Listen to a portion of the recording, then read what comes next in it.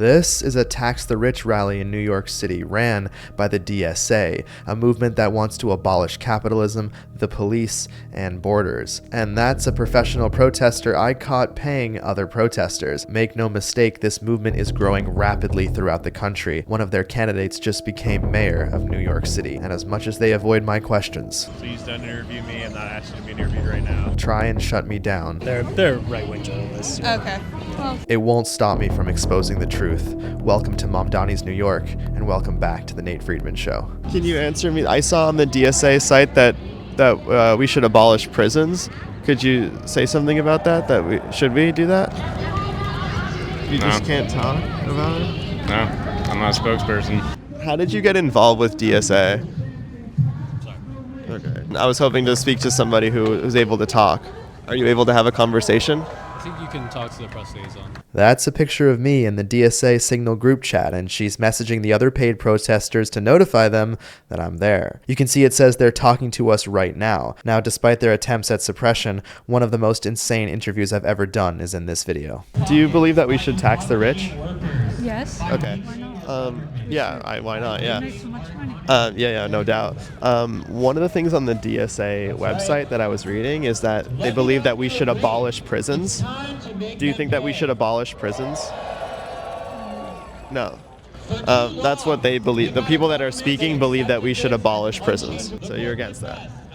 Yeah. What about like open borders? They believe that we should open up all the borders. Do you think we should do that? I'm sorry, what is your name? Oh, my name is Nate. Nate, what outlet are you with? I'm independent. Okay.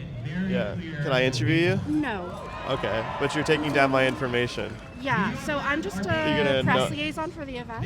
Okay. You gonna notify the group chat that I'm here? I don't know what group chat you're referring to. The group chat where you let people know which journalists are here. I don't have a group chat that does that. Oh, okay. What outlet are you associated with? Why does it matter? It's relevant to press. Okay. Yeah, I told you my name is Nate Friedman. I'm independent. Okay, thank you so much. If you would like to speak to one of our spokespeople, I'm happy to go take you over to one of them. You want to take me to the spokesperson right now? Yeah. Okay. We're taxing the rich not because not just because their money is the result of the historic universal child care bill in the New York State Senate, who has been a comrade in this. Can I ask when the person is coming out? I just asked and they know who you are and they have no intention to speak with you. Okay, can I ask why? Because you've doxed some people in the past. So, do you want to abolish prisons? I have no comment. Imagine saying no comment on if you want to abolish prisons. And I remember very clearly in 2021 when Kathy Hochul. I couldn't help but notice that whenever the speakers would mention Governor Kathy Hochul, everyone would go, which is interesting because Hochul endorsed Mamdani. Not only that, but she has completely changed her behavior to try and fit in with the DSA crowd. She lit up the World Trade Center green for Muslim Heritage Month and left out the part that New York City has never celebrated Muslim Heritage Month until now. Governor, I ask you, why did this tower get built? She does all of this because she knows the Democrat Party has been taken over by radicals and it's either become one or get left behind. New York is in danger and it's the people at this rally that made it happen. I'm a journalist and I'm wondering if there's someone I can speak to.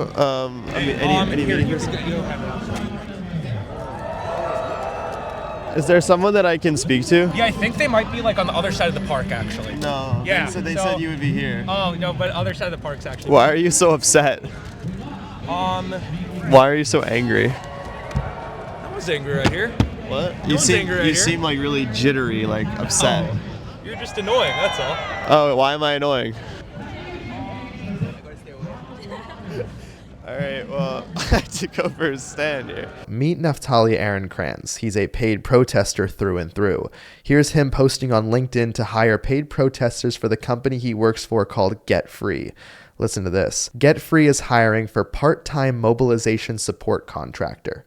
That just means paid protester. We're seeking out people with 4+ years of experience in leading direct action and large-scale mobilizations, demonstrations, protests, and civil disobedience, which just means experience getting arrested. Compensation is $3,500 to $4,200 a month for an average of 20 hours a week. Get Free on their website calls themselves a grassroots organization, when Naftali and others are literally being paid to protest. Get Free wants to, quote, undo white supremacy. Naftali thinks one of the best ways to do that is to celebrate vandalism, saying Crown Heights stay winning after someone threw an egg at a stranger's Cybertruck and placed dog feces on it. Here's Naftali at an Abolish the Police rally. You can see he's not leading the protest, just blending in amongst the other recruits. He can get his photo op later because the way this works is combining all the leftist causes together to make the individual causes look bigger than they are. And of course he works with the DSA, which is why I ran into him at this DSA Tax the Rich rally. On LinkedIn, you can see Naftali frequently doing his paid protester posts saying, come work with and help us expand our effort to win reparations across the country. And Naftali is recruiting nationwide in Chicago, the Bay Area, and Baltimore. Pod organizers he's hiring for are tasked with building small, localized teams. In other words, protesters that can be deployed on demand. Now let's see what happens when we click on one of these links attached. It's a 9-week contract, part-time, paying $3,400 in stipends, issued bi-weekly, and they're looking for someone excited about experimentation and will recruit people and train them to drive turnout to events. Now, Naftali is part of Jews Against Trump and urges people to donate to bail funds to, quote, bail immigrants out of concentration camps.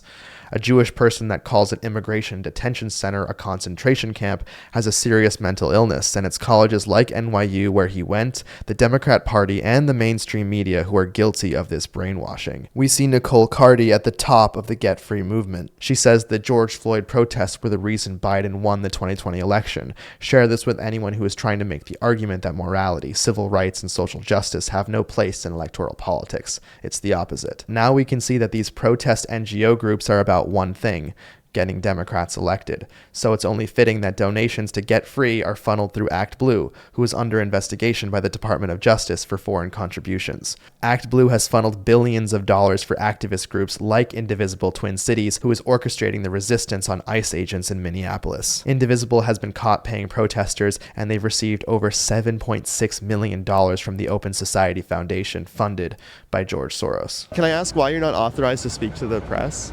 Like, who said that to you? Because you seem like you... Media training. Why do you need media training? People are aware of who you are. Please go away.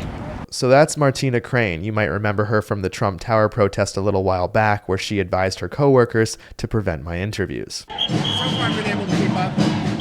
Well, she quickly deleted her social media when I exposed her for creating an entire network of people and organizations who help illegal immigrants evade ICE. She also removed that entire spreadsheet as well as her guides on how to evade ICE. However, knowing that she might do that, I screen recorded all of it, and that will be going into the Friedman Files, a website where you'll be able to learn all about the paid protesters wreaking havoc on our cities. The waitlist is in the description, or you can scan the QR code here. Now, there's something else on Martina's Linktree that caught my eye that she hasn't deleted yet. It's an immigration hotline, but when you click on it and scroll down, you'll see that it takes you to an LGBTQ immigrant hotline. It writes the National Immigrant Justice Center provides legal services to low-income immigrants who identify as lesbian, gay, bisexual, or transgender. The craziest thing about that is you're funding this hotline. That's right. If you go to the 990 forms for the NIJC, you'll see that they got $2.6 million in federal grants in just 1 year. Now, some people will argue that LGBTQ migrants may face persecution in their home countries, but the question is, why is there a separate tax-funded hotline based on sexual orientation? Immigration law is supposed to be applied equally. Deportation is about legal status, not sexual identity. So what is this rally about? It is about taxing the rich to fund childcare for New Yorkers. And who's organizing it? Great answer. DSA. Okay. Indeed, they are. One of the things that I saw on DSA's website is that they want to abolish prisons. Do you think that that's a good idea? Probably not. Okay. It's just one of the things they mentioned, so I'm asking people about it. And they said that we should open the borders. Is that like a good thing to do? They're right-wing journalists. Okay. Well, I asked her about something that was on the website. Yeah, you're free to ask people questions, but they don't have to answer you, man. And you stopped. She's consented to doing an interview, and you came in and stopped it. I'm just letting her know that what you're doing. You don't have to. You also don't have to act like da da da. It's okay. You just be normal. It's okay. Yeah, I'm being normal. Okay. So why did you stop the interview? just having a rally. Why did you stop it? It's freedom of speech that she's allowed to talk. So why did you prevent her from talking? I hear you. Are you okay? Like, are you all right? Okay, well, get better, man, okay?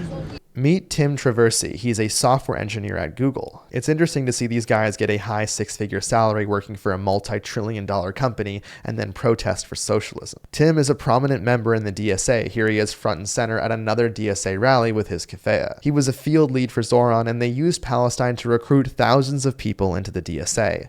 In an interview, he stated that his goal is to make every DSA chapter capable of running 2 to 3 Zorans a year against establishment Democrats. I had more interviews shut down in this video than ever before, but I still managed to secure one on the edge of the protest. You will be shocked by what he says. But first, a lot goes into making these videos, and one of the tools I use to do what I do is Ground News, a partner and sponsor of this episode. Now let me tell you about what they do and exactly how I use their service.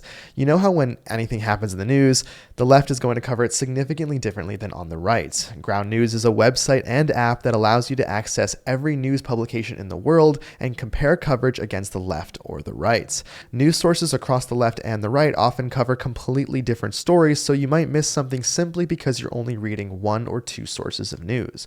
Now, Ground News solves this problem with their blind spot feature, a feed that shows you stories receiving a disproportionate amount of coverage only on one side of the political spectrum. You'd be surprised what both sides choose not to cover. Right now, the right is talking about how protesters in Minnesota are actually being arrested, 16 of them now. You can see that only one source on the left is covering that, so people in that echo chamber would never know arrests are happening. That blind spot feature is where I spend 80% of my time on Ground News because I want to know what the whole country is seeing in the news so that I can make the best videos possible. And I also find it very interesting and a little entertaining. I can't recommend using Ground News enough. To get started with Ground News, I'd recommend the Vantage plan, which gives you unlimited access. I've been using it for close to a year now, and the concept behind Ground News is really brilliant. Right now, you can get 40% off the same plan that I use. Just head to ground.news/Friedman or scan the QR code to discover the stories that you're missing. And now, back to the protest. Hey, you mentioned that I was an asshole. Would you like to have a conversation? No, actually, I'm trying to take pictures. Thank you, though. Okay. You have a good day. Okay.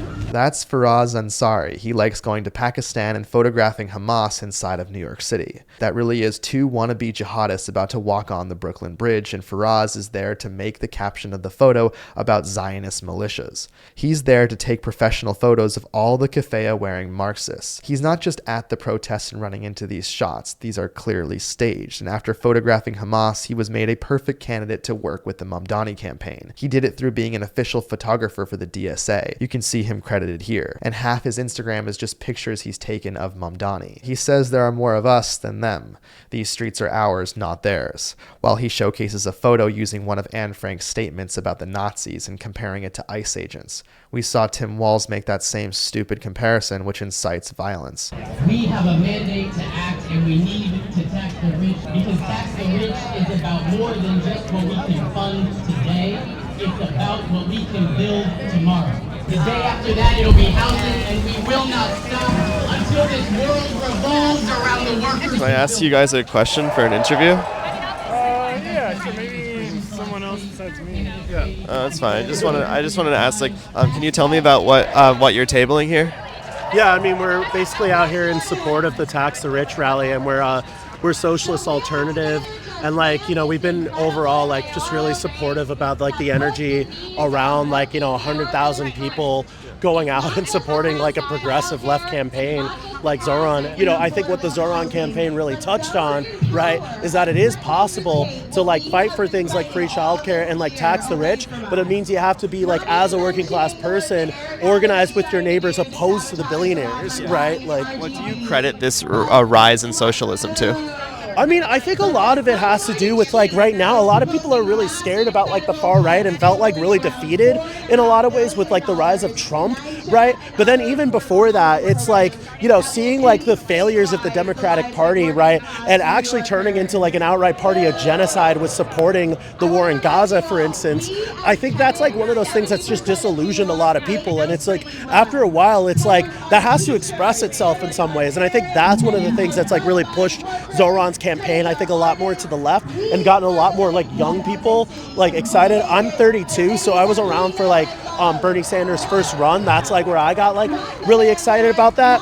So like now you're seeing like people my age and even younger than that, right, that are seeing like it is actually possible to like fight back. And it's like once you're seeing your neighbors involved, you're going to want to get involved, right? There's a thing on their website that says abolish the police and open the borders. What do you think about that? I mean, I would say like with that is that like it's sort of like in the terms of the police, because I think there are like genuine questions around public safety, and it's like for us it's like clearly like the police doesn't always like serve the role that it needs to, and I think Zoran does actually have a good demand around like creating like the Department of Mental Health, for instance, and having more social workers. But then there is also the question of like who are the police actually serving. So one of the things that Socialist Alternative we call for is democratic community control of the police, with working class people having the ability to hire and fire police. And I think it's like one of those things where it's a situation where if you have that like method of like community accountability, right, frankly there's a lot of people within the police that like are far right. They wouldn't tolerate something like that. At that point they would be gone. When it's tax the rich, what is the line in your opinion? Like what is rich, what is not? Like is it $1 million a year? Is it $2 million a year? Like where do you think the line is? I mean, I definitely think like taxing the millionaires is like, a very obvious place to start with that, right? Because it's also like for me, like it's a much more of a question of like, not even just like what your income is, but like where you're actually making your money, which often is like, the property that you own, right, at the end of the day. So it's like, if we're talking about like somebody like in New York City, you could probably count like the like biggest landowners like on like both of your hands, right? These people are making money hand over fist, right, over just like the rents of like regular people. So it's like, yeah, absolutely, like these people, like the top like 500 companies, they not only I think they should be taxed, right, we should also be like considering putting them into democratic public ownership, right? These like big companies, right? Where it's like working class people can talk about like, all right, we don't just have to like fund war, for instance, we could actually be funding like new housing, right? With like the wealth that we have here, right? We could be funding like, where food is going and stuff, new schools. Yeah, it's not like DSA mentioned a 90% tax. Like, do you feel like 90% on the rich is good? I would also say it's just like also not enough just to tax income is like what I'm saying, right? That's why they mentioned capital gains too, right? Exactly. So like there's capital gains, but I mean it is also just straight up like the property that like they control, the businesses that they have, right? Like at the end, like the demand is not for people to seize banks, right? Like from a lot of people at DSA, but I would say like this is like a certain step we have to consider. I actually think one good thing that Zoran has done in his platform when he's talking about like, bad landlords and busting them, right? He's actually like one of the few candidates that actually put forward if like there's a bad landlord or a slumlord that's like getting all these violations, the city should seize those buildings, right? Because that's like another argument that people have about capital flight, right? It's like if you're going to abandon all these giant buildings here and like your whole workforce, the city should own it,